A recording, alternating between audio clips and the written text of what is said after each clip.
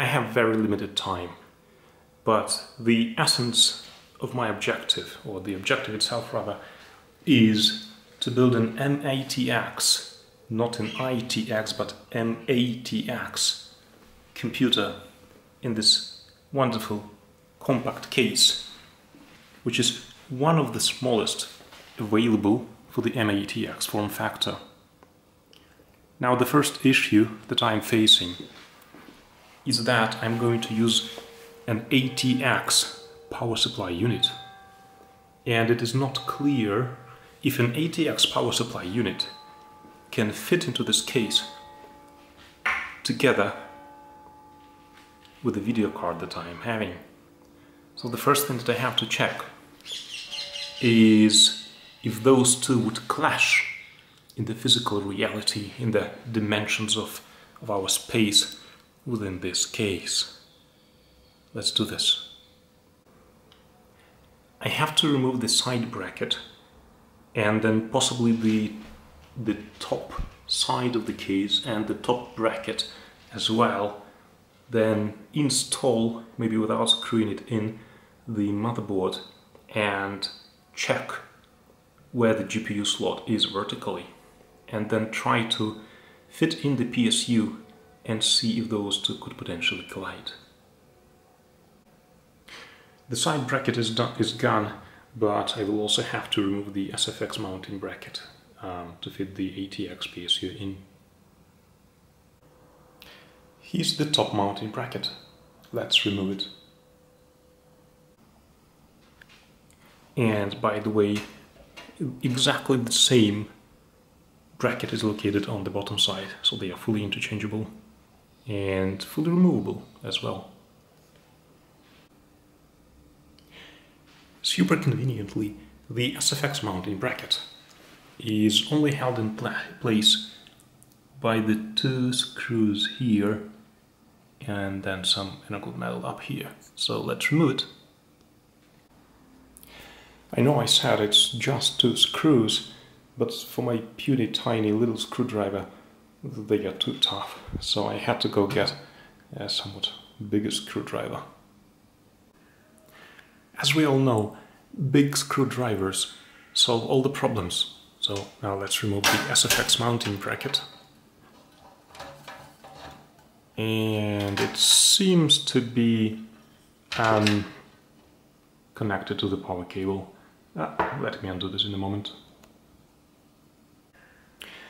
Now that the bracket is gone, all I have to do is just kind of install the motherboard, check where the GPU goes, and then kind of hand hold the PSU and see if that would clash.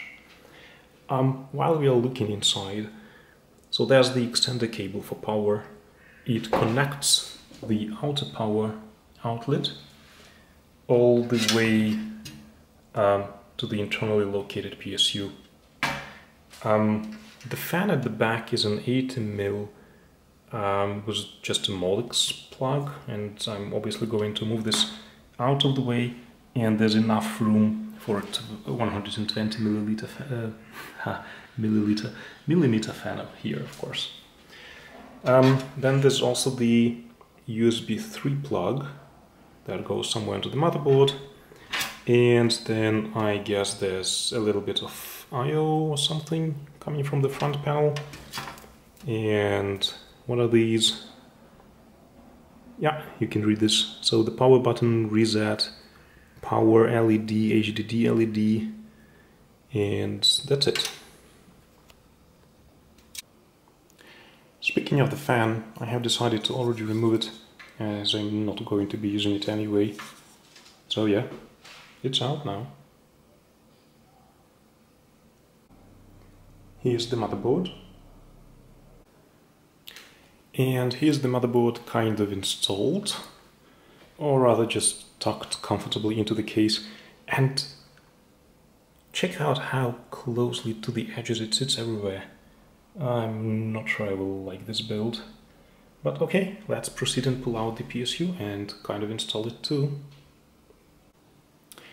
You know, looking at how large the PSU box is compared to this entire case, I'm kind of starting to have some doubts whether this will fit in at all. Well, it should, based on the physical size and based on, you know, the builds I've seen, but yeah, this box is easily half the case volume. Let's hope there's lots of protection material inside. This is the PSU I'm going to use. Oh, it is indeed much smaller than the box itself. Wonderful. Let's pull it out and kind of install. As if a good PSU is not enough to include in the package, Corsair also includes a bunch of cable ties with it. That's a nice touch. Thanks, Corsair. Now moving on to the PSU. So this is where cold air should be getting into the PSU, and this upper part is where the hot air should be leaving the PSU. In this case, the intake of air should be happening from the front panel, and the exhaust of hot air should be happening up there. So I need to kind of install this PSU this way. And let's call it kind of installed. Oh, actually, let me try adjusting it by 1 centimeter or so. And I think we have wonderful news.